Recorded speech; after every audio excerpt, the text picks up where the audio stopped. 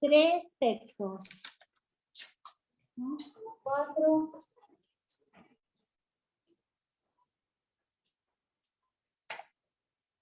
Es la Europa que vamos a ubicar. Y tiene Wolf, Spiegel,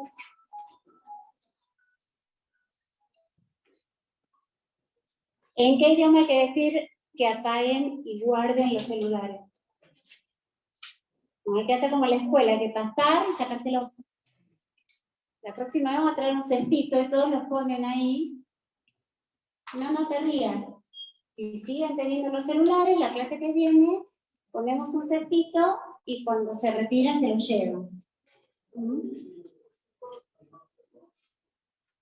No está ocupado, baja la mochila. Bueno, como quieras. Las ocupaciones duran exactamente hasta las 10 de la mañana. Después, no más. Ahí hay un compañero que está ocupando un lugar que no está ocupando. Entonces, en alguna época ustedes tenían la sensación de que si venían y ponían la cola en la silla, eso quería decir que estaban estudiando. Ahora parece que ni la cola en la silla, la mochila, ya alcanza la mochila. No, les quiero decir que no, que el estudio es otra cosa. Bien. Definición, ¿se acuerdan que habíamos acá el lugar? ¿Se acuerdan que habíamos quedado en esta definición de capitalismo? ¿Y lo resolvimos o no lo resolvimos? ¿Encontraron en los textos la definición? Dale. Espera que te llevo el...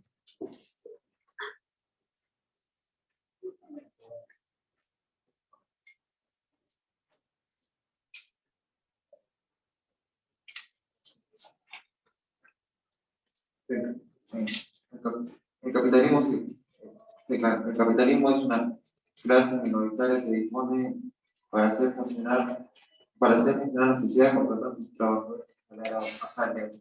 Claro. Eso, una clase minoritaria. ¿Es el capitalismo? O sea, como si yo dijera, vos sos una nariz. Pero el capitalismo. Eso que vos leíste es la definición de qué. ¿De qué? No es que está mal, es la definición de qué. No es del capitalismo, ¿de qué es? Una clase minoritaria. De los capitalistas, de la clase de capitalistas. ¿Sí? Entonces, no podría decir alguien, pero no se acercamos. Todavía tenemos que entender bien de qué estamos hablando. El capitalismo es un sistema económico-social en donde hay una clase social de capitalistas que hacen qué cosa. El capitalista trabaja como asalariado.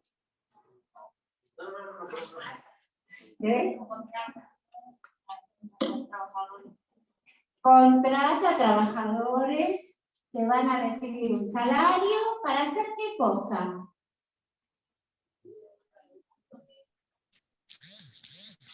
¿Para hacer qué cosa?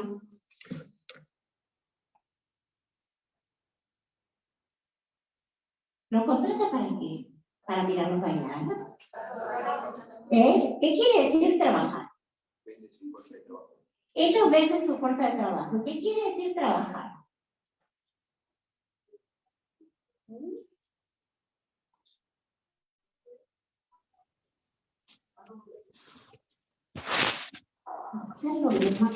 Es un problema, porque estos trabajadores aparecen en la historia antes que los máquinas, aunque se afianzan cuando hay máquinas. Sí.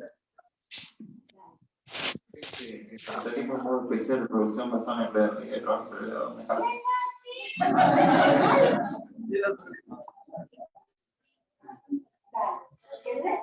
Cuando yo era chico, ustedes no lo conocían, había un programa que decía sin repetir, sin soplar, había que decir listas de cosas.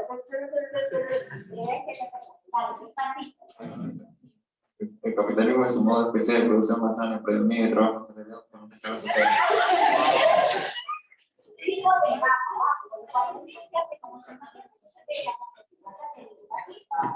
habla como si fueran vos. Y no yo te voy a dar clase a tu.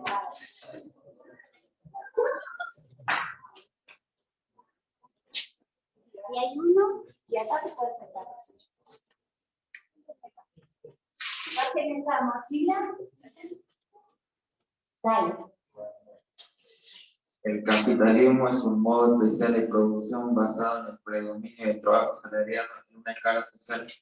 Bien, perfecto. Muy bien. Aprendimos dos cosas. ¿Qué pasa aquí en la facultad? Uno aprende, por un lado, un contenido, por el otro lado, por ejemplo, una forma de darle la compañía. Bueno. ¿Qué quiere decir que es una forma, un modo de producción, que es una forma especial, porque el creanismo es otro, porque el creanismo es otro, que está basado entonces en la explotación? Todos los modos de producción están basados en una explotación. ¿Qué es una explotación? A ver. Librado de algunos derechos. No tiene que ver con los derechos. Los derechos son de la esfera política, estamos hablando de la esfera socioeconómica. A ver. ¿Y qué? Otra vez, esto tenía que ver con una cosa que no teníamos de resolver, que es trabajo. ¿Qué era trabajo? Aquí hay una silla, acá hay otra silla. Pasen, pasen. Y acá hay otra silla. Volvamos a pensar qué es trabajo. Sí.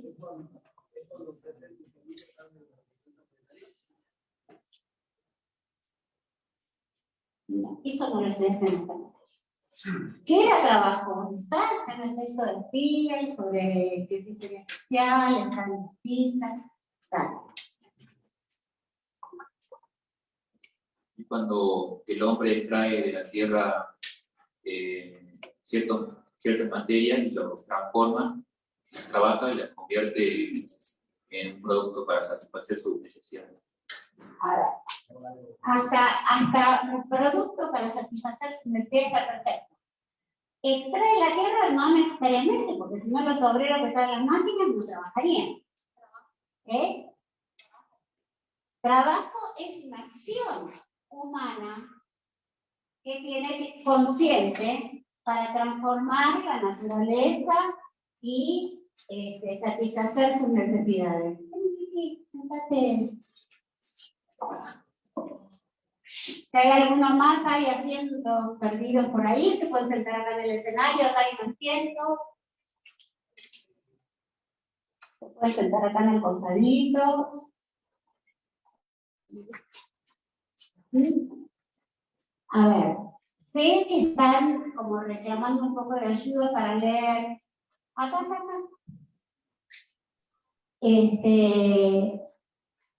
Así es como tienen que leer. No tienen que pasar por allá. A ver, yo resolví que trabajo, resolví que explotación, a ver, ahora, sabiendo que trabajo no necesariamente es trabajo para otro a cambio de un salario. Trabajo para otro a cambio de un salario, ¿es en qué sistema? Sí, trabajador salariado. La profesora es la profesora y los alumnos son los alumnos. Bien, trabajo a cambio de un salario, ¿en qué sistema? Capitalista. Solo en el capitalismo. Solo. Eso es lo que caracteriza el capitalismo. Como los chicos, la escuela. Me encanta. Yo era docente en secundaria muchos años. Me encanta. Bien. No, porque digo, estamos tratando de resolver cosas que tendrían que resolver solos. Así tiene que ver. Entonces, no todo trabajo es por un salario y no todo trabajo que hacemos tiene que ver con satisfacer necesidades de otros. ¿A partir de cuándo en la historia ya aprendimos? Los trabajadores trabajan para satisfacer necesidades de otros. ¿A partir de cuándo? A partir del sistema esclavista, más o menos. ¿De la? No te escucho. De la Edad Media. La Edad Media no nos dice demasiado. A ver, ¿se acuerdan del arco de la diferencia? ¿Lo leyeron? No. Entonces no podemos ni siquiera avanzar, ¿sí? Porque es el texto para como la segunda clase. ¿Sí? Bien, vamos a dejar esto y yo voy a seguir adelante, pero efectivamente no van a entender. Si no tienen leído lo previo, ¿cómo van a saber? ¿Qué se empiezan? El esclavismo, el feudalismo, la Edad Media, que nosotros no hablamos de Edad Media. ¿Cómo van a contestar si no leyeron? A veces uno les pregunta, bueno, ¿vos qué opinás? ¿O qué estudiaron en la escuela sobre esto? Pero si no, la pregunta es sobre la biología. ¿Qué leyeron? ¿Sí? Entonces, esto nos lleva a otro tema, que es importante que aprendamos hoy para siempre. En la universidad, el estudio es parte de cada uno. Hay un proceso que es grupal, se pueden ayudar, se pueden reunir, se pueden dividir la tarea, se pueden volver y después contar las cosas. Nosotros no le vamos a decir que lean, nunca más. En la universidad se viene, se estudia y se hace preguntas, digamos. Esa es la dinámica. Yo puedo, y lo que hago en la clase, puntualizarles algunos temas sobre los que tienen que prestar atención. Algunos siempre, que es trabajo, de explotación. ¿Cuáles son los sistemas de explotación? Siempre. Cada vez que me siento y abro el texto, tengo que pensar cómo está trabajando, qué está produciendo, cómo está organizando estas personas que están en este momento histórico. Siempre. Y otras que son más particulares de cada época. Por ejemplo, cómo se trabaja en el feudalismo. Lo que no puedo hacer es no preguntarme, es no saberlo y seguir y venir a presentarme con el celular en la mano a ver si el celular me da algo. ¿Sí? Eso no lo puedo hacer. Yo se los digo una vez, ya se los dijeron los tutores, se lo pueden decir otros compañeros. No vale la pena. ¿Sí? ¿Por qué? Porque además lo que yo digo no es una palabra santa, revelada, que cae del cielo y que te va a introducir en el cerebro. No es eso. Es simplemente un poquito de nafta para que se muevan sus motores. ¿Vieron que cuando el motor está frío? No. Entonces, se necesita un poquito de nafta para que arranquen. Punto. Ni yo puedo aprender por ustedes, ni yo puedo hacer. Ya está, yo ya hice. No está terminado, todos los días estudio de nuevo, me pregunto si lo que estamos haciendo está bien. Pero digo, estas clases yo ya las aprobé, ya las resolví, ya las estudié. Ahora es una tarea de ustedes. ¿Necesitan ayuda? Muy bien, acá hay ayuda. No es otra cosa. Entonces, una de las cosas que más impacta es que algunos compañeros que más o menos saben de qué estamos hablando, entonces yo les puedo ayudar un poco, al resto no, porque si no saben de lo que estamos hablando, no se puede ayudar. Bien, entonces, otra vez, estamos hablando de un sistema, entonces, social que implica explotación. ¿Alguien pudo ver qué quiere decir explotación? Está en el arco de la diferencia.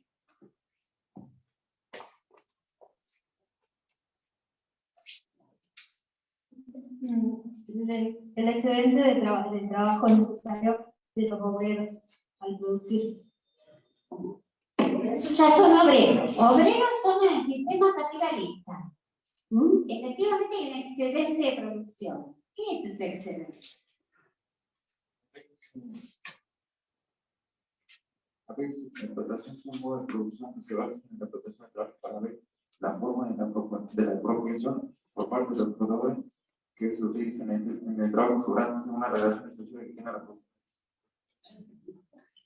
Bueno. Habla como si fuéramos niños de primaria. Dale. Fuerte y moduliano, que te parezca ridículo, habla así. Lo precisamos. Sí. Dale. Acá dice, la explotación del trabajo es un modo de producción. Despacito. La explotación. La explotación del trabajo es un modo de producción basado en la explotación que se forma una apropiación por parte de los explotadores sobre el trabajo sobrante que están en las diferentes relaciones sociales de la producción. Bueno, no lo logramos, por ahora, pero ya lo vamos a lograr. ¿Sí? Tranquila. A la mañana frente al espejo, y siempre es interesante con otro, o sea, fíjate que un compañero te diga, yo se entiendo. Por ahora no lo logramos. Bien, entonces, la explotación es la apropiación por parte de un sector minoritario del trabajo excedente de los trabajadores. Es decir, que hay una clase minoritaria, no necesariamente los capitalistas. En el sistema capitalista son capitalistas. Feudalismo son señores feudales, en el esclavismo son los señores esclavos. ¿Sí? Es la apropiación por parte de un sector minoritario de la producción o del excedente en realidad de producción producido por los productores directos o trabajadores. ¿Por qué hablamos de excedente? ¿Excedente de qué? No, ¿qué? De producción. ¿Y por qué hablamos de excedente? ¿Qué es? Cuando se produce de más. Es lo que sobra cuando se produce más, sobre la base que nosotros entendemos que durante la mayor parte de la historia, la gente produjo aquello que necesitaba para comer y reproducirse. Punto, porque además no tenía como almacenar. Si en ningún momento encontraba un prado lleno de mamut y eran 20, 30 personas, cazaban un mamut. No había excedente, no podían guardar el mamut. ¿Sí? O se encontraban un campo lleno de maíz salvaje, podían comer todo el maíz, pero después se le ponía verde, por lo tanto no cosechaban más maíz. ¿Sí? Y eso es ciertas etapas. Hay ciertas etapas que se corresponden con la etapa que nosotros llamamos post, que se empieza a producir un excedente de manera permanente. ¿Cómo lo llamamos? ¿Cómo está en el arco de la diferencia? ¿Cómo? No, una etapa de la historia. Cuando empieza la jefatura, empieza a haber un poquito de excedente, pero todavía no es permanente. ¿Qué otros cambios acompañan la generación del excedente permanente?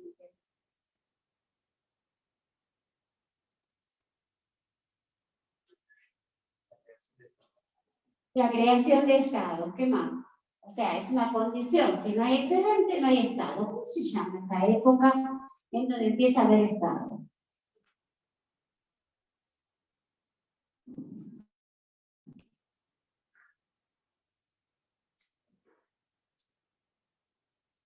No sé si están demorando demasiado en empezar a estudiar o si Semana Santa lo dejó un poco oxidado.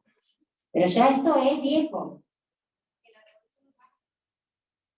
Claro, nosotros les decimos, sí, sociedades urbanas, primeros imperios, ¿sí? Ahí hay un excedente, acá hay una sillita ahí atrás. Sí, en esa etapa que empieza a haber un excedente permanente. Si hay un excedente permanente, también aparece una clase que se lo apropia, ¿sí? Y que no realiza trabajo productivo. Esa clase social en aquellos primeros imperios son los sacerdotes, estas noblezas, etc. En el capitalismo son los capitalistas del compañero. ¿Sí? Bueno, muy bien. Se pierden, se aburren, porque no tienen idea de lo que estamos hablando. ¿Sí? Entonces, cuando volvemos a decir, no es la cola en la silla lo que les permite aprender. Todo lo que yo les estoy diciendo es más confuso que lo que dice el compañero si no saben de lo que estamos hablando. ¿Sí? Entonces, traten, porque se los ve incómodos, se los ve como fuera de lugar, y no es lindo. Venimos también, no es el principal objetivo, pero también a pasarla bien, también a estar interesados y abiertos, y es tan incómodo porque no saben de qué estamos hablando. Traten de no volver a ponerse en esta situación porque es fea para ustedes. Bien, sobre todo que ya llevamos, ¿cuántas clases, Franco? 8, 8 clases, ¿no? La primera, la segunda, ya llevamos 8, tenemos un aula más, mejor, más cómoda, no porque estén re cómodos por el tamaño, pero sí que hay luz, que tenemos, entonces, bueno, mejor que ustedes, bien, así que aprovechemos las condiciones.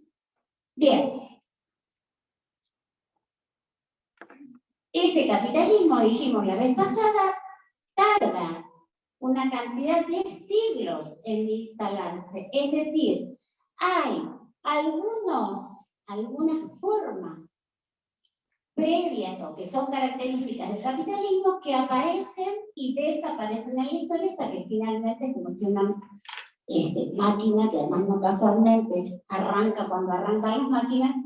Una vez que esas máquinas arrancan, el capitalismo se impone como sistema socioeconómico predominante. ¿Lo conocemos? Sí, lo conocemos, es el actual. ¿Sí? Que podemos decir que se instala más o menos desde mediados, empieza a predominar desde mediados del siglo XVIII y sobre todo en el siglo XIX. Si alguno todavía patina con esto de los siglos, les recomiendo fuertemente que practiquen.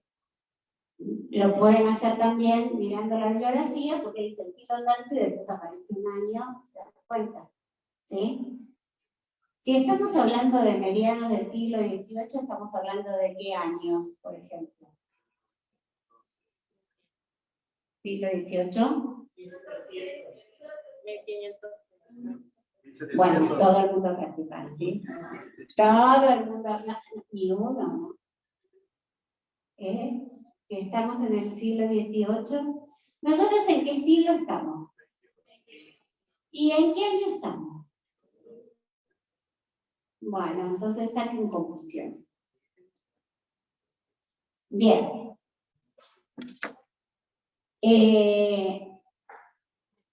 Necesitamos saber bien lo que es el capitalismo, y por eso tienen 3 textos sobre el capitalismo, para poder entender esta etapa anterior, ya lo dijimos.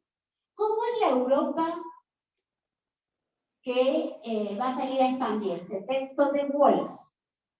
¿Cómo es la Europa que sale a expandirse?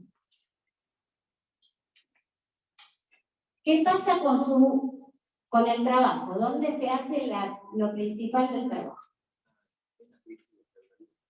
Hay un sistema feudal que está en crisis. ¿Qué quiere decir? En esa parte, o sea, los señores que el sistema ya había alcanzado un tope de producción y por lo tanto, o sea, los niveles de riqueza supuestamente no estaban satisfaciendo.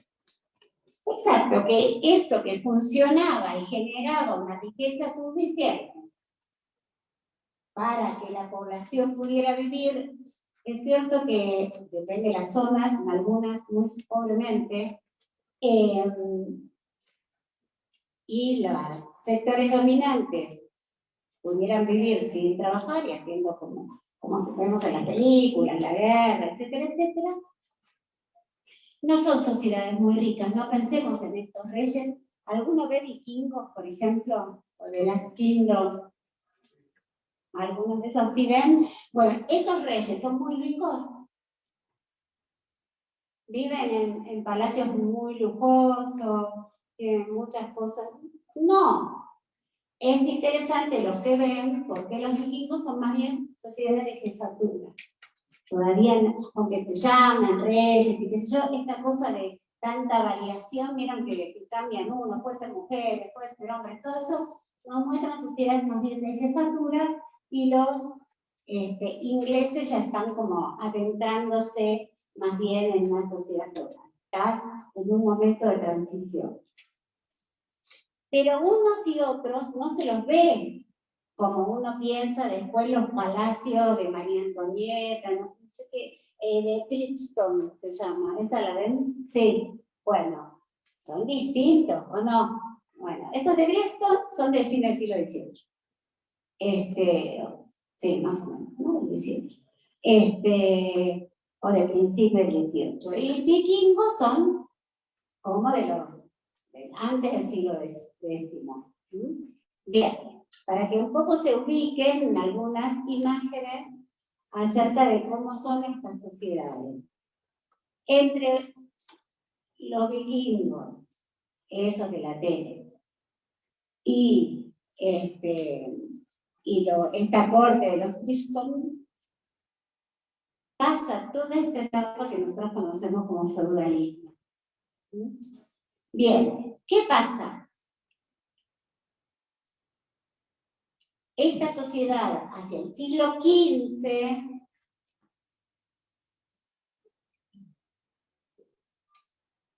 ya no produce suficiente riqueza para que los trabajadores por lo menos puedan sobrevivir, y los nobles, incluso los comerciantes, que también son importantes, puedan vivir lujosamente. No pueden. ¿Por qué? Porque son muchos, porque las necesidades son más grandes, porque para el comercio se requiere más infraestructura. Empiecen a mirar esas cosas de los textos. Se necesitan caminos, se necesitan puertos, se necesitan ejércitos, y para eso hay que poner masas de riqueza muy grandes. Entonces, hasta el siglo XV, este sistema entra en crisis, muy ayudado también por las guerras que más. Además de las guerras, ¿qué otro problema tienen estas sociedades de manera muy recurrente? Sí, invasiones, guerras, se están peleando todo el tiempo, guerras de religiones, etc. ¿Qué más? Bueno, vamos a ver, en realidad la conquista es casi una consecuencia de esto. Pero ¿qué problemas tiene la sociedad? Enfermedades, las pestes, digo eso porque tienen mucha actualidad. Son sociedades que tienen enfermedades que matan, como en el caso de la peste bubónica, el tercio de la población europea. El tercio quiere decir 1 de cada 3. 1, 2, 3, ella se murió. 1, 2, 3, ella se murió. 1, 2, 3, ella se murió. ¿Se entiende? Eso quiere decir el tercio. Tremendo. Pero además, bueno, hay una muy particular, pero eso era recurrente, y además no había una sola. Había miles, eran sociedades además muy insalubres, son ciudades, aunque no son tan grandes, pero donde la gente vive muy apelotonada entre su propio piso, su propia caca, más la de los animales. Son insalubres, ¿sí? Además encerrados en murallas, por lo tanto, gritaban agua va, y por la ventana tiraban lo que se hubiera hecho. Iba por el medio de la calle por una canaleta. Así eran las ciudades hasta hace bastante poco. Bien. Entonces, las enfermedades. Y con las enfermedades el hambre. Son sociedades que son poco productivas. La sociedad capitalista, una de sus características, no es lo que es, sino es algo que tiene. Lo que ella sabemos es una explotación sobre la base de mano de obra asalariada. Eso es el papel. Pero una de sus características es que es hiperproductivo. Hiperproductivo. Una sola fábrica de algo, con robots, etcétera, puede hacer millones de borradores en una hora. Es hiperproductivo. Por eso también es tan doloroso que haya hambre en el mundo. Porque hoy por hoy la sociedad produce mucho más alimento del que necesita para sostenerse, sin embargo nunca hubo tanto hambre en el mundo, tantos millones de hambrientos. Esta es una situación que tenemos que entender. Tenemos que preguntar, ven si quieres sentarte acá, ven, que de ahí afuera te vas a desconcentrar, siéntate acá en la tarimita, aunque sea.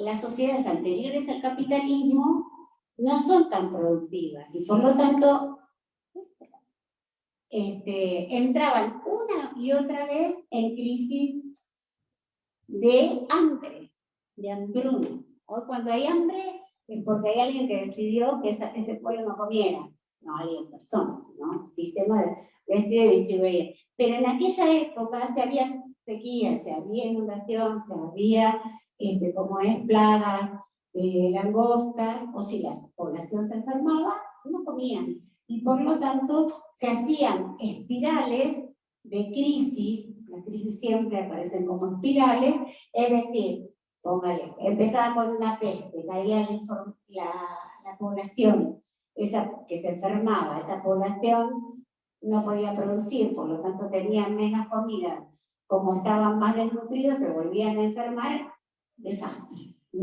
Por supuesto, además, los señores de esa población no podían recaudar, por lo cual muchas veces ¿qué hacían? Se iban a conquistar otro pueblo. Esto que hablaban de las conquistas, de las guerras. Bien. Ese es el sistema europeo, ¿sí? Que está, como dijo el compañero, en crisis. La producción es una producción, básicamente ustedes hablaron mucho de la tierra. Hoy, lo principal de la producción, las masas más grandes de producción, ¿se hacen en la tierra? No, nuestro sistema es un sistema. Por supuesto que hay que olvidarse de la tierra. No nos olvidamos de la tierra si está pobre tierra. Y pobre la gente que vive en la tierra. Pero las masas de producción, lo principal de la producción, lo que genera más riqueza, no está en la tierra, está en la producción industrial que en general se hace en la ciudad. ¿Sí? Estas sociedades, todas las anteriores al capitalismo, son sociedades agrarias. Casi toda la producción, salvo alguna muy poquita que vamos a ver la clase que viene, casi toda la producción se hace a partir de la tierra. Te lo voy a decir porque no está cuando lo dije, lo apagas y lo guardas. Si no, mira, voy coleccionando ya. Mira qué lindo tengo acá. No, guárdalo. La dejé una bien, ¿no? Entonces son sociedades agrarias, cuya principal fuente de riqueza, además de estar en la tierra, ¿cómo hace un señor para enriquecerse? Estruja a sus campesinos, pero eso tiene un límite bastante bajo. ¿Y cómo hace? Comercializar. Los señores no están muy dados a comercializar, son los comerciantes, pero piensen que en una sociedad tan poco productiva no tenés mucho para comerciar. Sí. No, los señores feudales se encargaban de cobrar un tributo. Cobran un tributo a la gente que planta o a la gente que comercia y se quedan con eso, pero eso es poquito. Cuando necesitan más o quieren más, ¿qué hacen? Invaden, le parten la cabeza, lo ven en las series, en las películas todo el tiempo, le parten la cabeza al vecino y se quedan con esa riqueza, con esa población que tiene que trabajar más, etcétera, etcétera. Es un sistema que genera poca riqueza. En la medida en que hay más señores y más población y más qué sé yo, ese sistema colapsa, no funciona.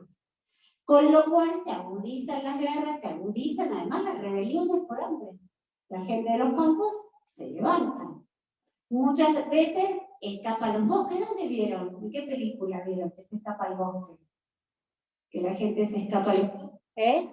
En Robin Hood, que por supuesto no, es una novela, pero lo que muestra es una realidad que era que cuando la gente ya no podía, la Robin Hood de, creo que es la última, el director es Ridley Scott, la última tiene como 10 años, creo, y el actor es, ¿cómo se llama? Crown, el australiano,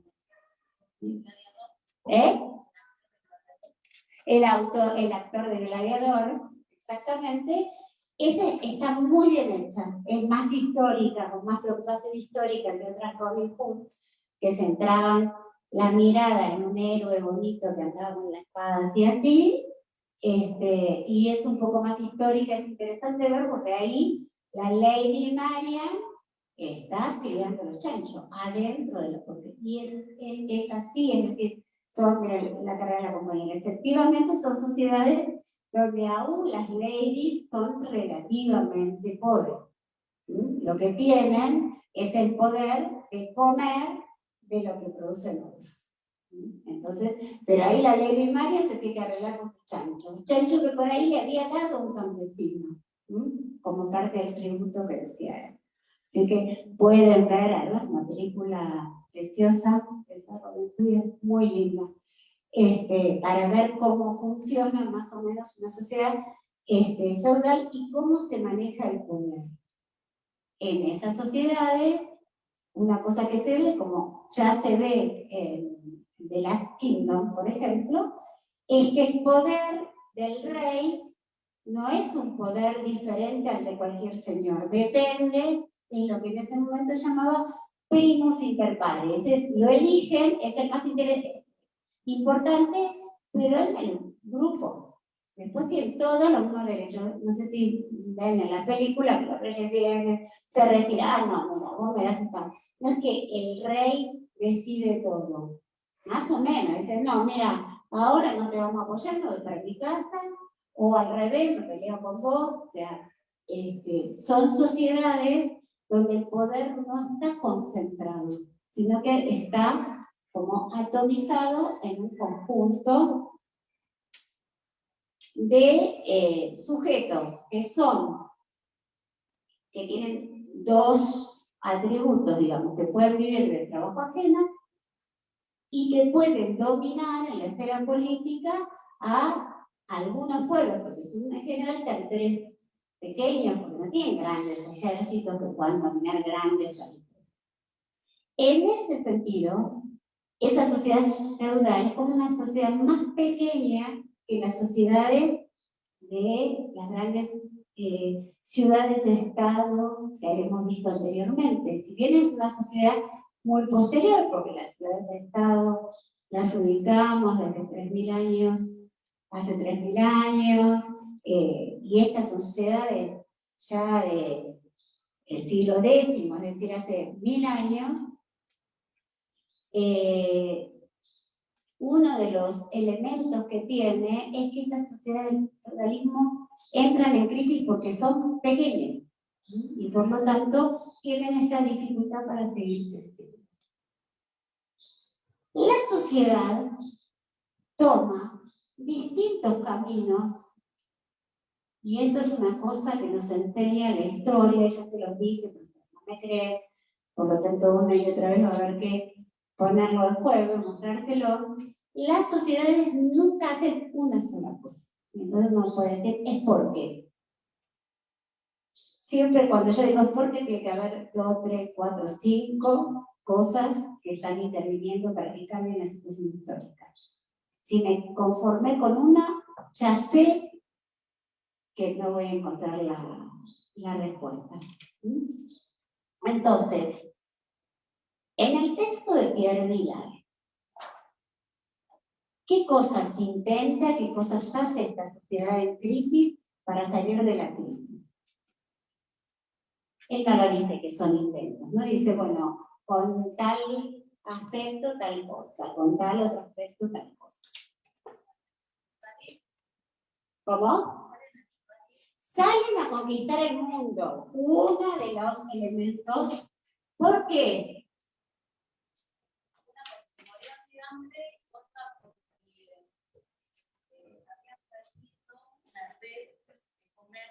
Habían perdido una red de comercio y además lo que necesitan es ampliar la cantidad de productos y de productores. O sea, necesitan muchos más que le rindan, como acá decía el compañero, tributo. En el caso de los ciervos, y se va a generar además una expansión enorme de otro tipo de relación de trabajo, que no es que entrego mi riqueza, sino que me compran y me venden. ¿Esta cómo se llama? La que compran y venden a los trabajadores. No, eso digo, ¿cuál es el tipo de explotación donde se compra y se vende a las personas, no se apropia el trabajo? Esclavitud, exactamente, perfecto. La masa de esclavos va a crecer enormemente. Ya sabemos que la esclavitud es una forma muy antigua, que ha habido sociedades esclavistas con miles y centenares de miles de esclavos, como Grecia y Roma, pero en las sociedades feudales, si bien hay esclavos, hay muchos esclavos, no es una sociedad que la mayor parte de la riqueza se genere con esclavos, sino con siervos o campesinos de servicio, digamos, pero en general los llamamos siervos con el ciervo con C es un animalito precioso. Bien, para eso sirve saber cómo se escribe, cosa que ustedes en general tampoco lo tienen muy desvelado. Bien, entonces, ampliar la cantidad de riqueza y la cantidad de productores de riqueza. Y se logra, ¿no?, de una manera que cambia la historia del mundo. Porque efectivamente son territorios muy extensos, muy poblados, con muchos recursos, muy importantes y con muchos trabajos. Bien, ¿qué más? Además de la conquista.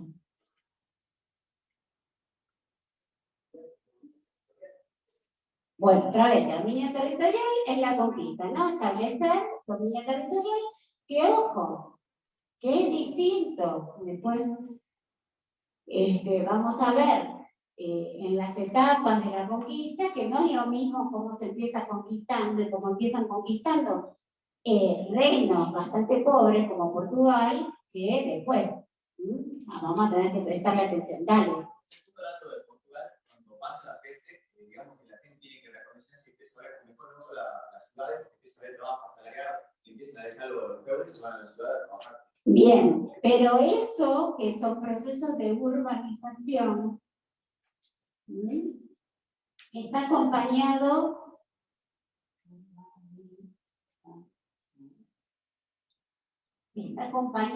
para Pierre Vilar con otros procesos importantes que tienen que ver con transformaciones en la navegación, en la producción, que son los cambios tecnológicos. Es una etapa, esta etapa de la crisis, donde otra parte de la crisis se intenta resolver mediante cambios tecnológicos. ¿Sí? Ojo con los cambios tecnológicos, porque no definen la crisis, no definen, perdón, una sociedad. Por ejemplo, el capitalismo no es una sociedad con fábricas, pero sin las fábricas no habría capitalismo. Esta etapa que nosotros llamamos modernidad no es una etapa de una sociedad con barcos que pueden ir a larga distancia. porque recuerden que los barcos de los vikingos no podían ir a distancia. Y además que no tenían instrumentos, sí, estas cosas que aprendieron en la escuela. No tenían instrumentos para saber dónde estaban en el medio del mar. Porque es bastante fácil ahora con el Google, me paro en la esquina y sé para dónde voy. Ustedes imagínense estar en el medio del océano y tener que decidir, ¿para dónde muevo el timón? ¿Para dónde pongo la vela? En el medio de la nada. Entonces, eso fue fundamental, saber tener instrumentos. Digo esto porque a veces ustedes vienen con una cabeza donde está todo hecho. Yo tenía un amigo que pensaba que el huevo venía duro, o la leche con chocolate. Nunca había hecho, bueno, no tiene esa idea, todo viene hecho. ¿Cómo sé cómo voy a la casa de mi amigo? Y le pregunto al Google. O cómo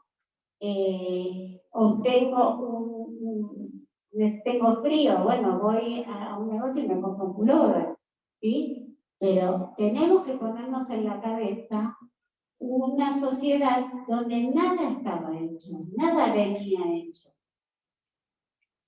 Y todo había que resolverlo. Una de esas cosas es si yo quiero salir a conquistar, porque necesito expandir la cantidad de productos, la cantidad de trabajadores.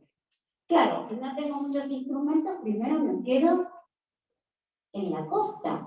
El problema que era la costa para los lugares más ricos me la habían cerrado, como dijo la compañera.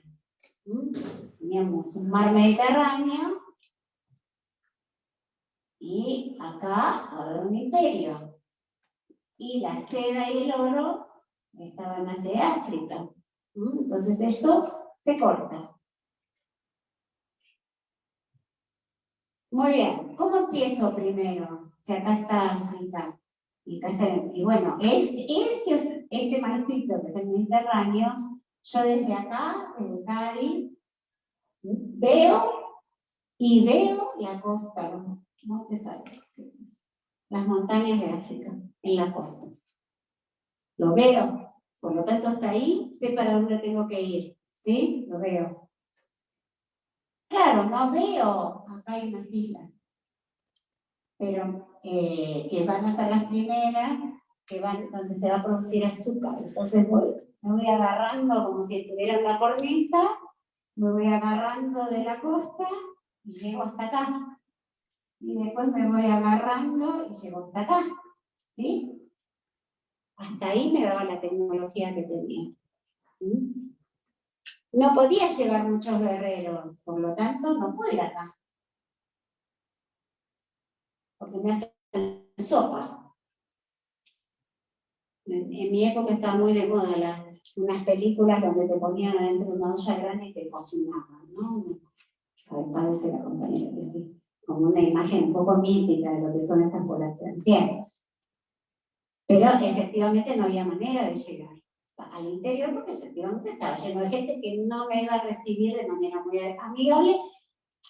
Individualmente sí, pero si llegaba con un montón de armas y le decía, señores, quiero que me paguen oro y cosas, no les dio. Bien. Pero justamente lo que se busca era esto que se perdió, que son sedas, oro, diamantes, una serie de bienes que no tenía acá. Acá podían plantar azúcar, por ejemplo, pero no eran las sedas ni las cosas más preciosas. Entonces, esto también es un impulso, ¿no? a buscar la navegación y a usar instrumentos que en Europa los había traído por ahí Marco Polo de China, pero que no se sabía ni para qué servían, que no se usaban. Hasta ese momento, con lo que había en Europa, alcanzaban. Entonces empiezan a usar y a perfeccionar los instrumentos, por ejemplo, de navegación, pero también los de tejido, pero también los de comunicaciones, sobre todo los barcos. Bien, entonces, urbanización y tecnología. Esto tenía un problema, que ya dijimos, y eso vemos como las sociedades siempre son contradictorias, siempre son conflictivas. ¿Qué pasaba con los que descubrían algo nuevo? Por ejemplo, algo de óptica, o algo. ¿Qué les pasaba en esta sociedad feudal? Los condenaban, ¿sí? Por herejes. En general los quemaban. Con lo cual todos los inventores primero los quemaban. Y después decían, algún tiempo después, que eso servía para algo.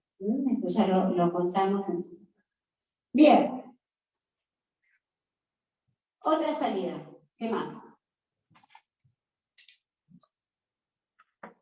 ¿Qué pasa con esta población que está tan pobre, se muere de hambre, se revela?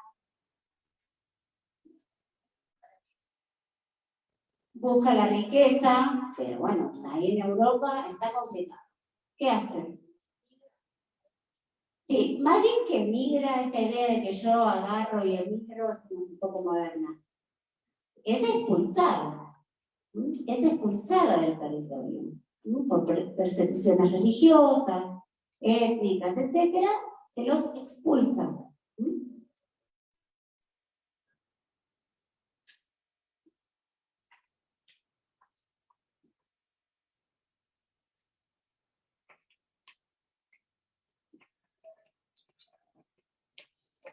¿Qué otro mecanismo? ¿Cómo me doy cuenta del texto de Vilar? Porque tengo los subtítulos. Digo, porque los compañeros están buscando. Cada subtítulo en el texto de Vilar, no en el de Wolf, porque después tengo que cruzar el texto de Vilar, que me ordena el estudio, con el texto de Wolf, pero un montón de cómo se expande Europa, para dónde va, qué va a buscar, etc. Pero el de Wolf nos organiza las distintas maneras de salir, de resolver esta crisis.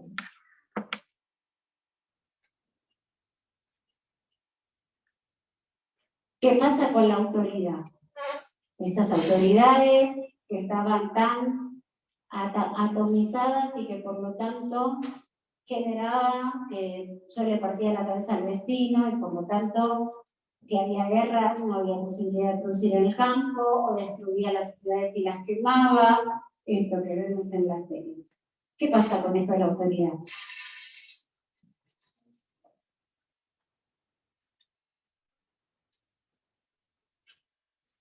Bueno, se los dejo. 6 formas de salir de la crisis. Las busco en Vilar. Yo les voy dejando tarea. También ustedes se tienen que acostumbrar a que la tarea no es que yo mañana se la pido y la corrijo. En todo caso, cuando volvamos y repasemos un poquito, veo si lo que dicen está bien más o menos. Pero es ustedes trabajando. No porque yo se los voy a corregir, sino porque ustedes, si no, va a pasar esto, que si no leen el arco de la diferencia, no van a saber qué es un sistema de explotación. Es para ustedes. Bien. Entonces, esta Europa es una Europa en crisis que busca salidas. Esas salidas están vinculadas fuertemente, además, con producciones que no son meramente agrarias.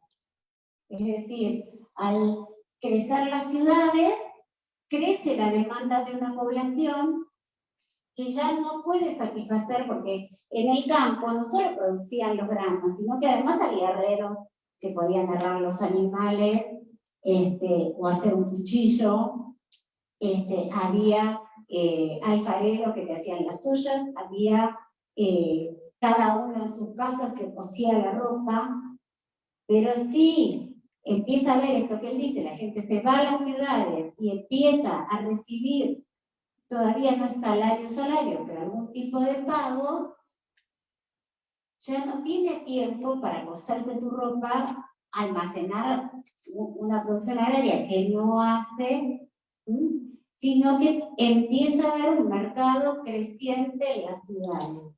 Y ese mercado se tiene que abastecer. Por lo tanto, estos mismos trabajadores van a empezar a trabajar en talleres para satisfacer estas necesidades urbanas. Y el mercado empieza a crecer. Vieron ustedes que incluso en muy pequeña escala, nosotros tenemos en nuestra provincia especialización. Por ejemplo, en Uquía y Casira hay sobre todo alfarería. ¿Sí? Si ustedes quieren la soya para cocinar, a lo mejor, etcétera, se van a la Manca Fiesta, ¿no? Que es en octubre, en La Quiaca, y ahí intercambian. Los pueblos que son más especializados en la alfarería, con los pueblos que son más tejedores. Por ejemplo, Rinconada o Rinconadilla, que tejen más, ¿sí? Y por supuesto, productos agrarios, pero se van especializando. Si esto, ustedes piensan, si nosotros en vez de comprar todo chino, como tenemos, ¿no? Todo chino, tuviéramos que vestirnos con la producción local, comer y cocinar y todo con la producción local, bueno, o sea, habría, como en otra época, grandes ferias donde todo el mundo aporta lo que tiene en grandes cantidades. De otra parte, los que cosen la ropa o los que van haciendo otros productos de consumo exclusivamente urbano. Entonces hay una tarea de crecimiento del mercado y especialización. No confundir con la formación del mercado mundial, que es un tema que viene inmediatamente ahora y que de alguna manera Wolf prefigura, ¿no? El texto de Wolf habla bastante de esta sociedad que empieza a intercambiar a larga distancia, ¿no? Y sobre todo a explotar recursos en grandes cantidades, ¿no? Las pieles de un lugar o ciertas mercancías diferentes de cada uno de los lugares y se conforma el mercado mundial, que es otra cosa. Lo que estamos hablando por ahora es de los procesos de urbanización, de especialización y producción en la población europea.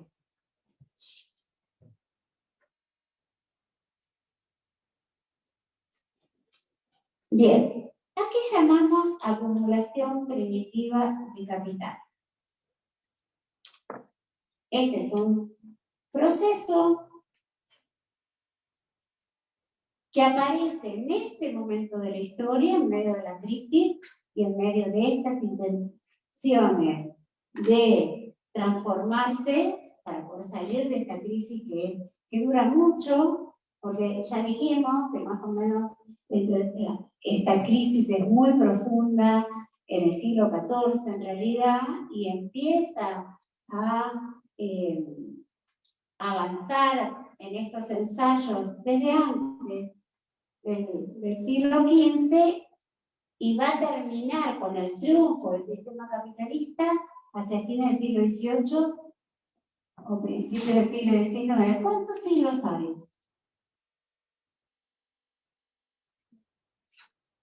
¿Cuántos? 21. ¿Cuántos siglos hay entre que empieza la crisis y que termina? 3 o más de 3 siglos, efectivamente. ¿Cuántos años son? 300, más de 300 años. Piénsense ustedes en generaciones, padre, hijo, padre, hijo, padre, hijo, padre, hijo, en el medio de una crisis. Bueno, se parece un poco a la Argentina, ¿no? Pero cada tanto salimos, cada tanto sacamos la cabecita. Pero imagínense 300 años teniendo los mismos problemas. El sistema capitalista que entra en crisis cíclica lleva, ¿cuántos siglos?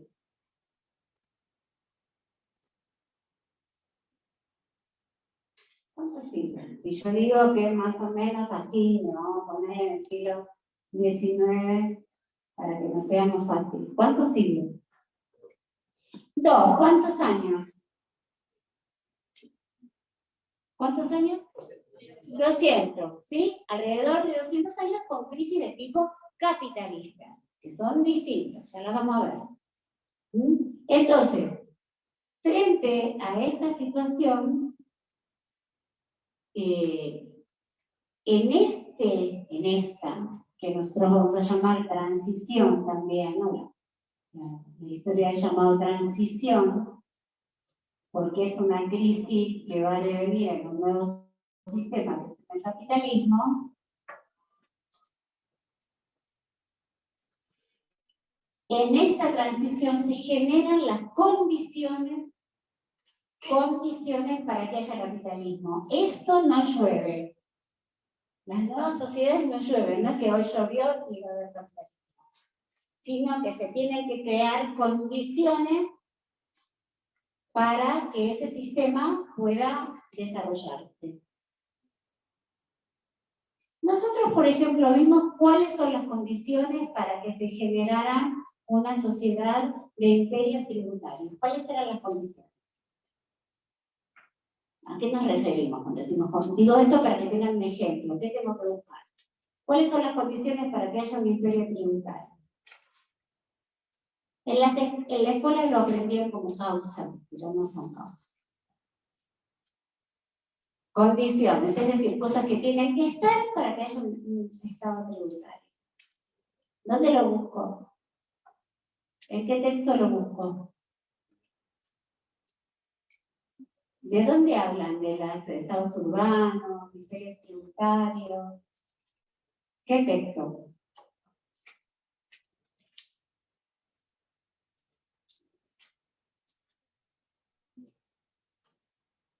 ¿En dónde hablamos de eso? En la ficha 3. Efectivamente, la ficha 3. ¿Y cómo se llama? Porque yo por ficha 3 la verdad que me pierdo. No me acuerdo qué número le pusimos a cada ficha. ¿Cómo se llama esa ficha?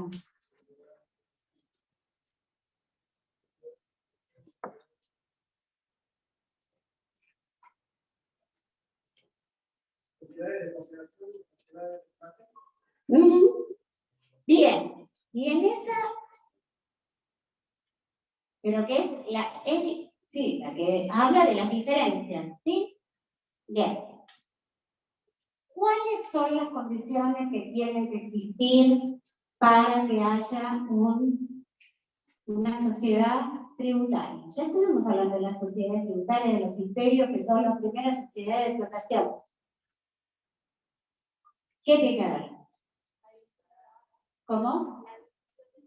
Tiene que haber división del trabajo entre algunos, entonces, que deben trabajar, a los otros y que cumplen otras funciones, otros que producen alimentos y otros que en las ciudades generan otras cosas. Bien, ¿qué más? ¿Qué más tiene que haber?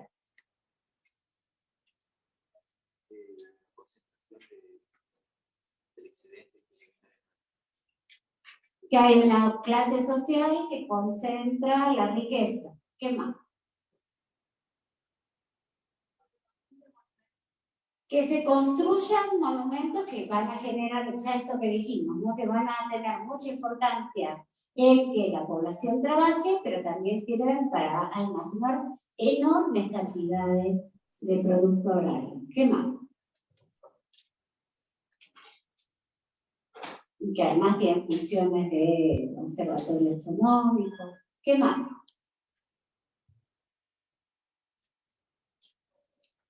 ¿Con qué nombre aparecen estas condiciones en este apunte? ¿Cómo se llama esa parte? Sí, este es el capítulo. Pero esto donde hablamos de las condiciones, ¿qué tiene que haber cuando aparecen esas ciudades? ¿Cómo se llama? ¿Cómo lo llamamos?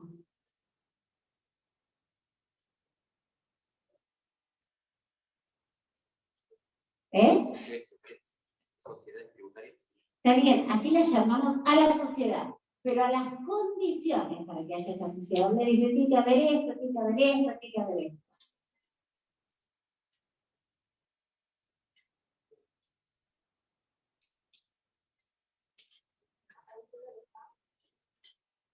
¿sí? Se llama el tema, cuando aparece el estado. Pero, ¿dónde, cómo se llama? Tiene que aparecer, les digo, a ver, el caballo blanco a San Martín.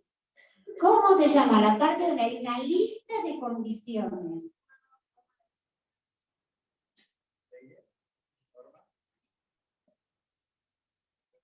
No son normas. La aparición de grandes monumentos, no. A ver.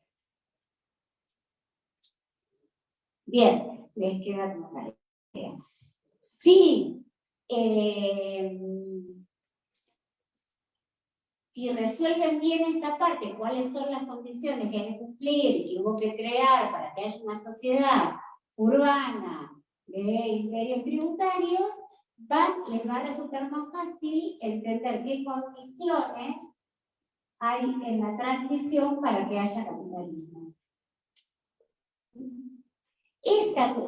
Yo les doy, y ustedes después lo van a buscar en la bibliografía, pero les doy como la definición más concentrada. Acumulación.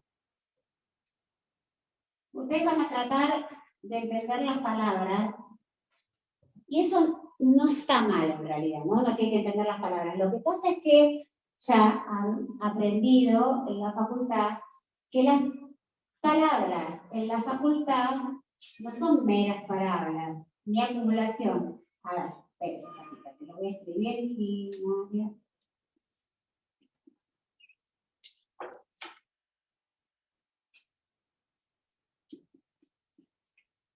¿Entienden cada palabra? ¿Entienden la palabra acumulación? ¿Entienden la palabra originaria? ¿Entienden la palabra capital? Sí. Siempre y cuando no se olviden, ya hablamos de lo que es capital, ¿no? La palabra originaria, ¿qué quiere decir? ¿Cómo se origina el capital? ¿Cómo? ¿Cómo se origina el capital? Sí, cómo se origina lo que sea. Ahora, originaria es cómo se origina. El estudiante es el que estudia. Digo, ¿qué quiere decir?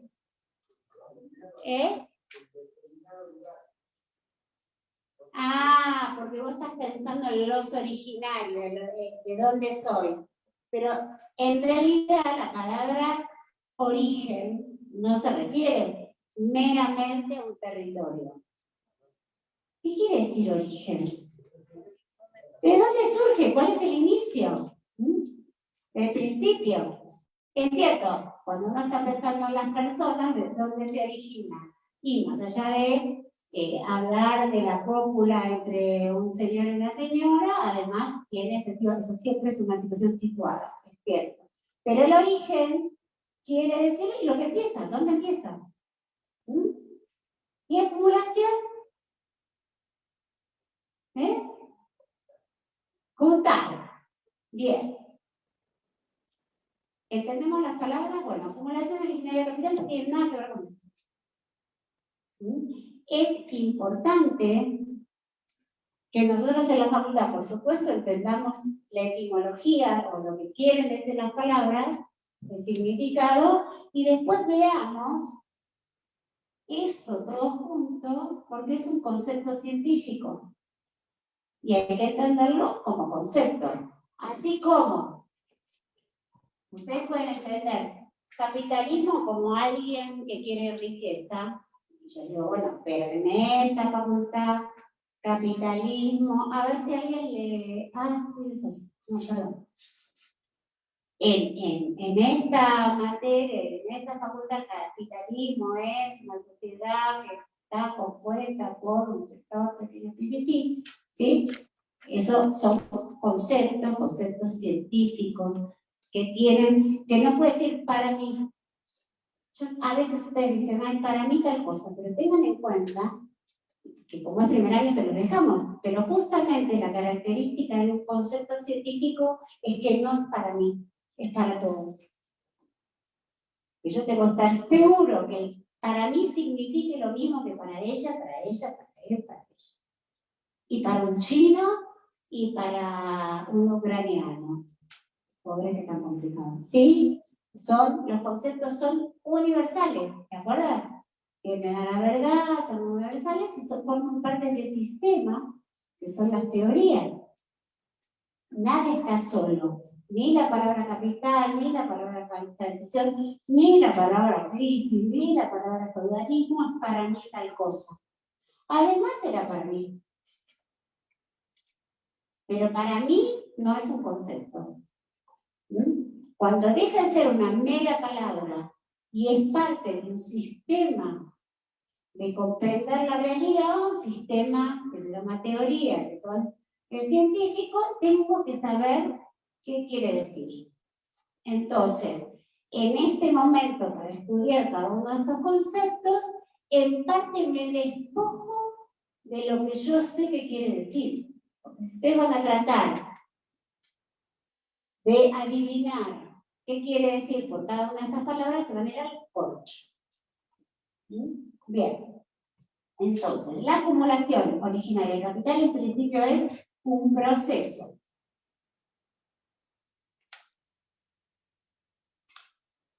¿Qué quiere decir que es un proceso? Que tiene etapas, ¿sí? Es un proceso. Que es el movimiento que se produce de determinada realidad, que arranca de algún lugar y se transforma en otra cosa. Y que este movimiento tiene etapas, como dijo el compañero. Es un movimiento, ¿sí? Un movimiento de la realidad, que parte de algún lugar, llega hasta cierto lugar y que tiene etapas. Bien, en principio entonces es un proceso. ¿Se acuerdan que primero definimos por lo que es? En el caso de más proceso tampoco me sirve del todo, porque cuando una cosa se pudre también es un proceso.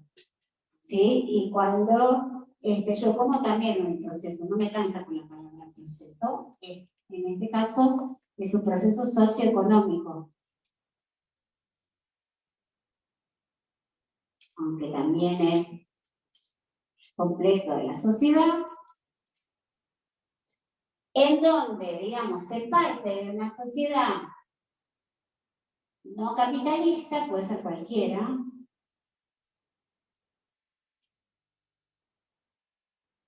y se termina en una sociedad capitalista.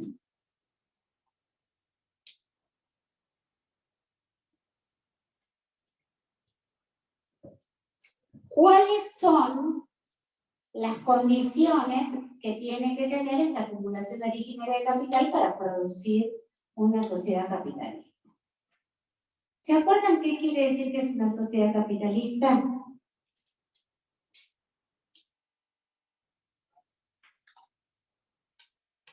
Otra vez. Miren que le hago decir otra vez al compañero. ¿Qué era esta sociedad capitalista?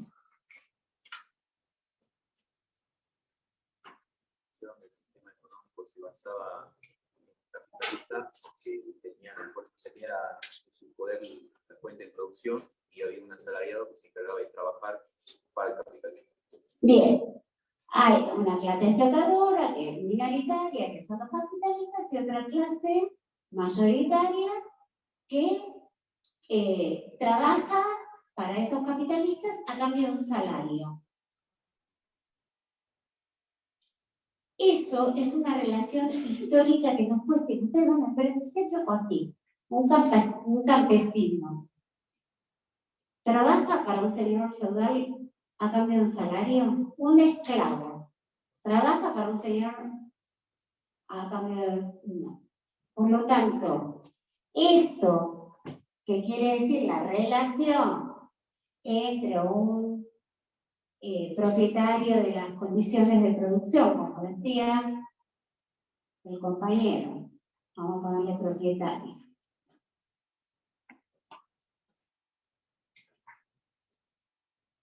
Y un trabajador asalariado, es decir, alguien que trabaja por un salario. Esto hay que inventarlo, no existía. Aunque a ustedes les parezca que sí, que es voluntaria, no existía. ¿Cómo lo invento? ¿Cómo lo invento? Al principio tengo que separar a los propietarios de los trabajadores. Tengo que separarlos. Tiene que haber estos trabajadores que antes tenían la tierra, o por lo menos el acceso a la tierra, y que tenían sus instrumentos de producción, tengo que comprar. El proceso principal de la acumulación originaria es convertir a trabajadores que tienen condiciones para trabajar, no sé si son pobres o ricos, no, algunos eran ricos y otros eran pobres. Pero si yo soy un ollero de Casira y tengo ¿cómo es? El barro, y tengo un torno, y tengo una gubia, y soy un propietario de mis condiciones de producción. Tengo que convertir entonces a los olleros de Casira en obreros. Quiero decirle que el Jujuy, ese es un proceso que lo podemos ver en nuestras familias. Acá duró 200 años, no con 300 o 200. Pero en Jujuy, este proceso que se llama acumulación originaria de capital es un proceso que sigue vigente ahora, que todavía hay olleros de Casira convirtiéndose en obreros. Entonces se averiguan un poco en las casas. Ay, pero el abuelo, ¿qué hacía? Y si tenía las cabritas todavía, están las doñas, ¿no? En los pueblos con las cabritas. Esas doñas no son obreras.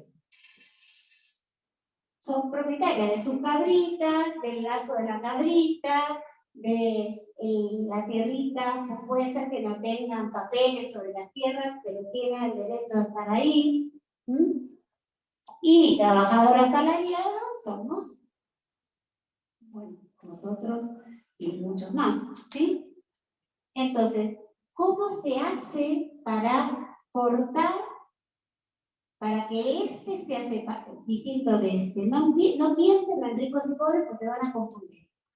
¿Cómo los que tienen condiciones de trabajo las pierden?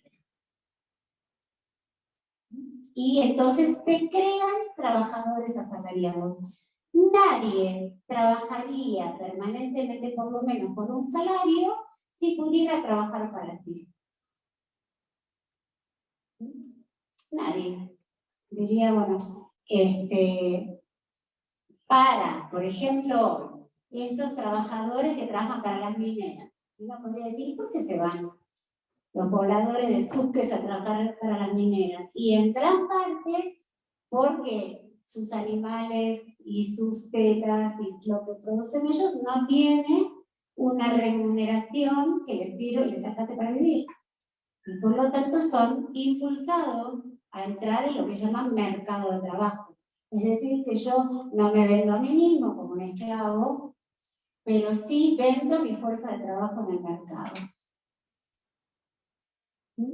Es complicado. Miren con unas caras así. Es complicado. Léanlo y volvemos el martes que viene a trabajar sobre esto.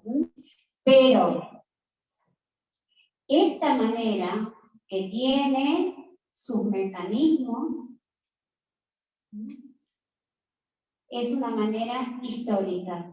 Entonces, vinculado a esto está, por una parte, la formación del mercado de trabajo. Yo les digo los temas que ustedes los buscan en la bibliografía, ¿no? Del mercado de trabajo. La formación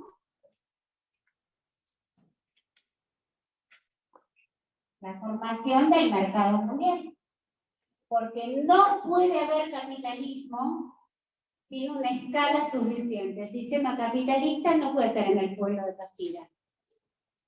Tiene que ser un sistema que abarque, como va a abarcar prácticamente el mundo entero. Es un sistema que permanentemente se tiene que expandir y expande los lugares donde está más mano de obra, más materia prima, más, vamos a ver que hay una gran expansión durante todo este proceso del siglo XVIII, perdón, entre el siglo XV y el XVIII, y después va a haber un nuevo salto que lo vamos a ver. Pero es un proceso permanente. Para todo esto tiene que haber una transformación tecnológica. no se puede seguir produciendo como se producía hasta este momento. Porque el sistema de producción anterior al capitalismo no le sirve al capitalismo y no requiere mano de obra asalariada. Si no, esta población que rindiera tributo.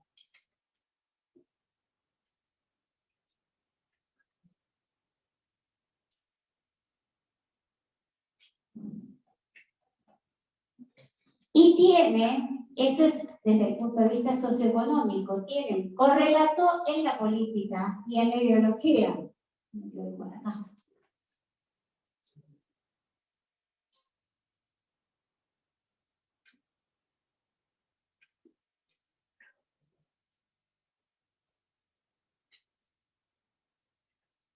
Desde el punto de vista, esto se los dejo como pregunta, ¿no? Para ustedes, tienen que resolver. Porque si te las resuelvo yo, después lo que hace es aprenderse de memoria lo que yo digo, no aprender nada. Tampoco se puede aprender de memoria todo lo que yo digo porque digo demasiadas cosas. Ni intenten. Desde el punto de vista político, ¿qué es lo que te genera en esta época? ¿Qué dice la bibliografía? ¿Qué dice Vilar? ¿Qué es lo que va a pasar con estos pequeños reinos, ducados? ¿Qué pasa?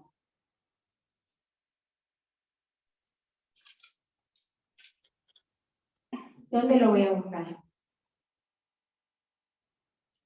Como les gusta a ustedes, ¿en qué ficha voy a buscar esta parte?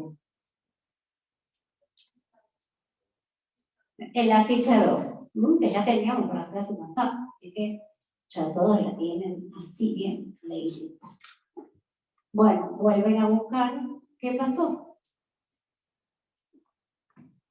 Desde el punto de vista político, en esta etapa, previa al capitalismo, ¿les suena algo de lo que leyeron?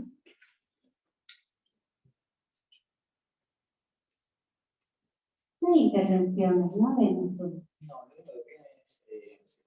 Que decirles que ahora le sacamos una foto y te la subimos. Y desde el punto de vista de la ideología, ¿qué cambios hay? ¿Qué es lo que cambia? ¿Qué tiene que cambiar? Si yo voy a seguir, ustedes imagínense, si a todos los científicos que hicieron las vacunas contra el COVID y todo eso los quemáramos, porque son herejes. Las vacunas, además de ser una gran cosa, fueron un enorme negocio para el capitalismo internacional. Imagínense si los quemaron. Los que inventaron los autos, los que inventaron... ¿Qué es lo que pasa con la ideología, con la idea de lo que es el mundo? ¿Se acuerdan cuál era la idea de lo que era el mundo en estas épocas anteriores? ¿Puede ser que ahí cambie el punto de vista del teocentrismo al antropocentrismo? Cambia, sí, por lo menos lo que nosotros llamamos más que antropocentrismo. Es cierto que antropocentrismo, pero también es cierto que depende quiénes son los pensadores, ya había una idea de centralidad del ser humano como creación de Dios. Lo que cambia fuertemente es este proceso que ya hablamos de secularización. Es decir, ¿qué pasa? No quiere decir que desaparezcan las religiones, lejos estamos de eso porque venimos de la Semana Santa, sino que lo que deja es de ser el criterio de verdad. Y el criterio de lo que dice lo que es y lo que no es del mundo. Eso deja de ser la religión y está claro, porque en ningún lugar de la Biblia dice el COVID es un virus. Lo que dice es que el que decide que una sociedad se va a morir o va a sobrevivir es Dios. Es cierto que hoy hay como una serie de puentes entre uno y otro, pero estamos claros que la Biblia no estudia los virus. ¿Sí? Bien. Entonces, las explicaciones sobre el mundo, sobre lo que existe, sobre lo que no existe, lo que no pasan a ser científicas, ¿o no? Sí, primero racionales y después científicas.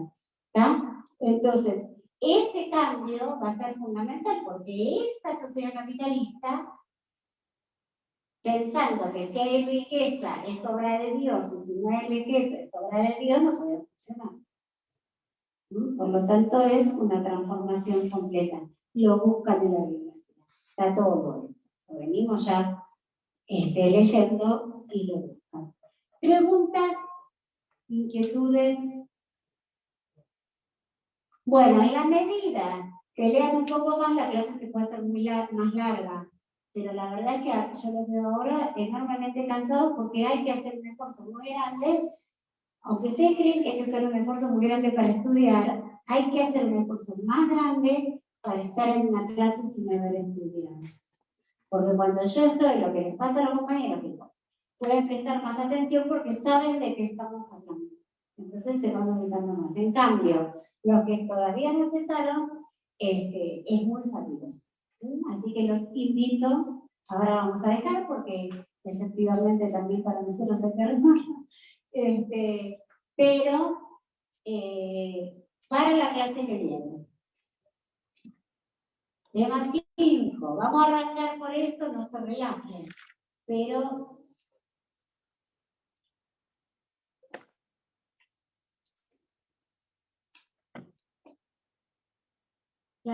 retomamos formación del mercado mundial y las etapas y protagonistas de la expansión colonial. Es decir, fíjense que en el punto anterior el tema del mercado mundial está en relación a la acumulación originaria. Y acá lo que vamos a hacer es ver cómo se expande. O sea, que resuelvan los temas que tienen que resolver. El concepto de acumulación originaria, para verlo bien, está en Pilar, en Pierre Vilar. Cómo ocurre, está en Wolf. ¿Y qué es capitalismo, capitalista? Todo eso está en Spiegel. Eso ya está. Lo tienen que resolver ustedes. Por supuesto que pueden venir con 20 preguntas la clase que viene. También vamos a organizar, ahora vamos a ver alguna clase de consulta. Tienen clase de consulta con Iván los miércoles a las 12, a las 14. A las 4, a las 16 es para todos, no es solo para los alumnos de Iván, es una clase general, no es solo para prácticos, puede ser de teóricos, y nosotros vamos a poner otro horario también para que vengan a clase de consulta, y siempre pueden mandar consultas por el Instagram, por el Facebook, por todos los instrumentos que tenemos. Pero vamos a poner una clase de consulta más, así podemos atenderlos. Y entonces digo, tema número 5, y ahí nos vamos a otro, así que pónganle bastante pila a todo esto para resolverlo, porque entramos en otro tipo de problemáticas, que son tanto la expansión del mercado mundial, y para eso, tecnología, Wolf y BO. BO, que es esto que dice BO, es un apellido francés que le decimos BO, nos va a ayudar también con esta Europa anterior al capitalismo. Pero primero, resuelvan bien. Fíjense, todas las preguntas que hicimos en esta clase, aquel que no pueda respondérsela, pide clase de consulta. No se quede solo y no avancemos con esto.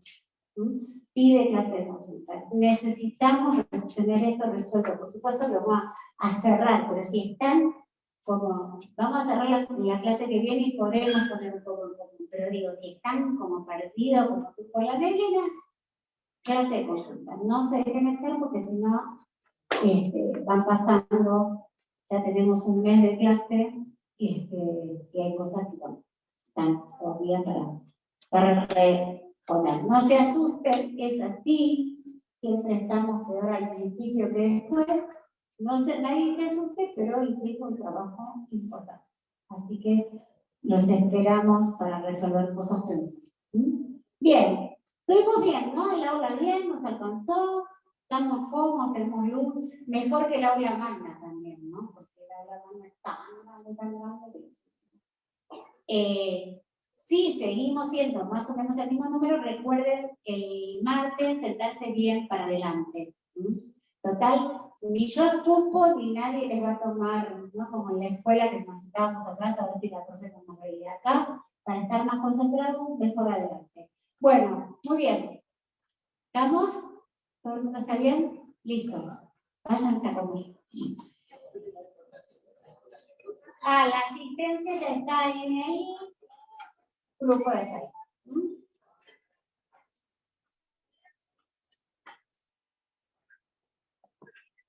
Si yo pongo la asistencia. Sí. ¿Cómo hago si no tengo la cartilla? Porque yo